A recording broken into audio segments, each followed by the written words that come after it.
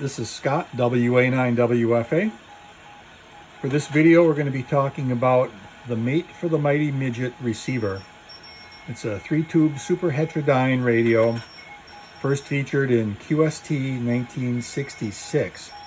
And that's the first time I saw it, was around June of 1966. And I thought that must be the most wonderful radio ever made. So I always wanted to build one and I never did. So this is the mate that I built. And I've got another video that shows it. A few parts are missing at the moment, but I duplicated Lou McCoy's article on the mate for the Mighty Midget. I mean, it looks almost identical, but I was never able to get it working satisfactorily. It was squirrely. It occasionally worked with special tuning, and then it's like the recipe was lost and it would work like crap after that. So very disappointed, put a lot of time in it. I was to the point where I was going to abandon it, but I felt that I hadn't learned everything that I wanted to learn about the circuit yet. And I didn't want to just give up on it because I put a lot of time in it. So what I did was build an expanded version of the mate for the Mighty Midget. And what I did was build it on a PC board. It's not laid out on a PC board. It's just built on the PC board like it were just an aluminum chassis. But this time I was able to spread out the circuits, spread out the wiring. Okay, so each section is clearly identified and separated from each other, whereas on my original mate for the Mighty Midget, you can see things were really tight in there, really crammed, and I was getting just amazing cross coupling between the RF oscillator and the RF amplifier. I was seeing the HF oscillator and the IF amp. It was just chaos in there. So that's when I came up with this idea of building it on a breadboard where it was more spread out, where each piece was identified. So up here in the top is the RF amplifier circuit. It's a single 6U8 tube. And the next section is the mixer. Now the HF oscillator is not built yet. I'm using the signal generator to generate the HF oscillator. This is a technique I learned from Charlie Morris, VK2 CGM, where he would build just a small section and test it using his signal generator. And so that's what I did here. And initially I was using the signal generator for both the RF and the HF oscillator. This was going to be the crystal filter, but I was struggling with it. And so I pulled it out and used this IF amp for the moment. The next section is the IF amplifier, another 6U8, and then the it's the IF transformer. And then from the output of the IF transformer, it goes to a diode detector. And there's the diode. I'm not going to point too close. The diode detector. And then it heads on up to the audio transformer section, which is up here. Okay. Now I'm driving a speaker. And one of the amazing things was with my first attempt at the mate for a Mighty Midget on the chassis, I couldn't get any output on the speaker. There was nothing. But yet my good friend Bill N2CQR was telling me that he's able to drive a speaker, and I tried and just couldn't get it. So another motivation to build my circuit here. So right now it's only set up for 40 meters. I'm driving the speaker and oh my gosh, there's plenty of audio. So I'm actually able to overdrive the speaker so I can turn it back down so it's a little more stable. On the bottom side, you can see this is the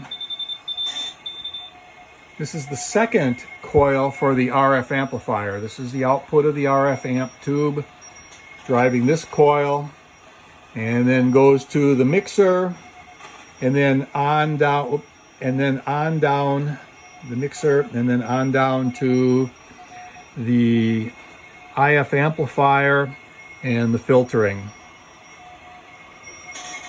So this is how I tune it right now using the signal generator. Thank you, Charlie Morris, for that suggestion.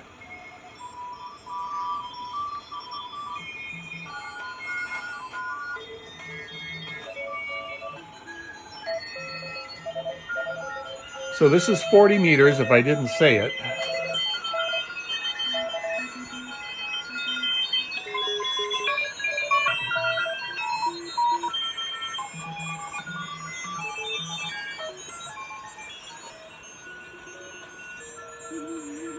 Now there is no AGC, so as I get close to FT8, it'll start overloading. And so there's FT8 at 7074. So we can definitely overdrive.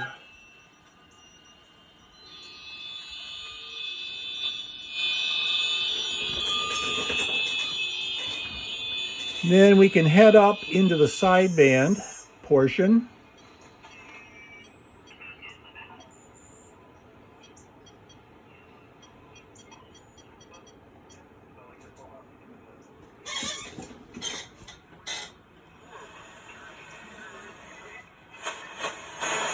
I'll have to do that.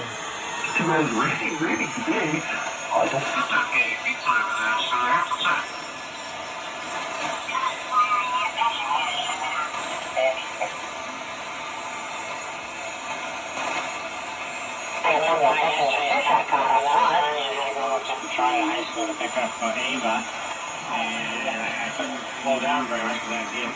So it's overdriving it a little bit.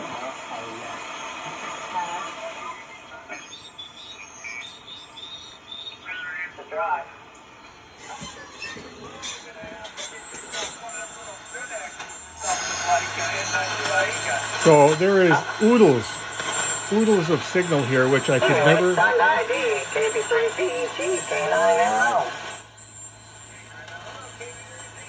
Oodles of signal that I couldn't get out of this version. So ultimately, I will use this version to document voltages and amplitudes, and then attack this again and find out where the problems are, because there's multiple problems in here. But this is exciting to be able to get this working to this extent.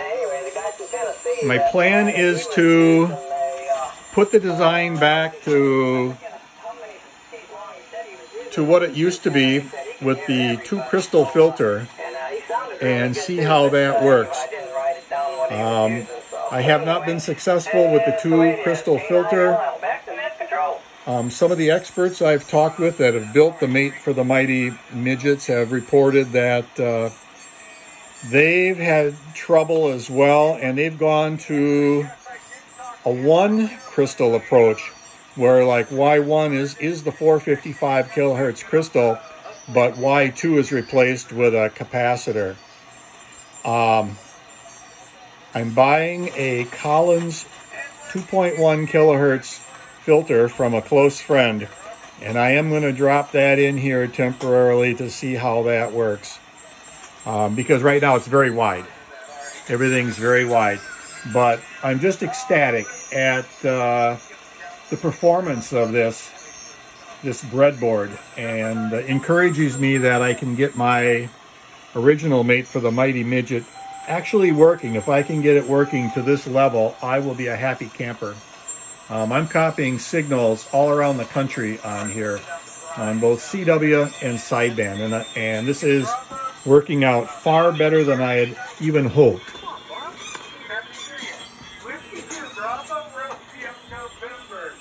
We'll take another tune.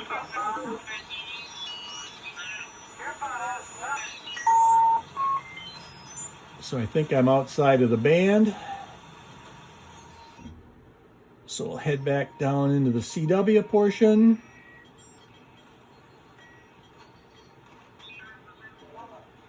Oh, not quite.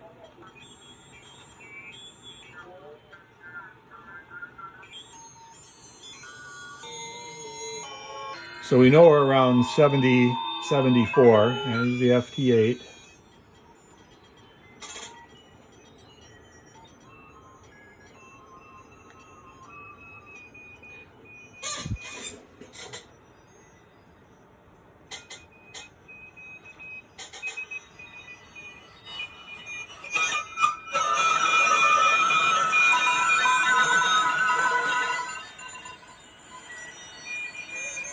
So the next thing to build is the HF oscillator. You can see the capacitor for it, and these parts here will be actually removed and put on a front panel, and then we'll close up for the Mighty Midget breadboard version. Oops, sorry. This is the panel that I've made for it using an old National vernier dial. And so I'm just going to solder that on to the chassis to give everything a little bit more stability, and then put it in a cabinet. So sorry for all the motion, but I just wanted to share with my friends the progress with the mate for the Mighty Midget, because it's taken a long time to get this far, and I'm just blown away by how well this thing sounds. I'm hoping I can get the crystal filter running and get some selectivity, because it's a little bit wide right now, but oh my gosh, this works great. So anyway, that's what's going on here in the shack.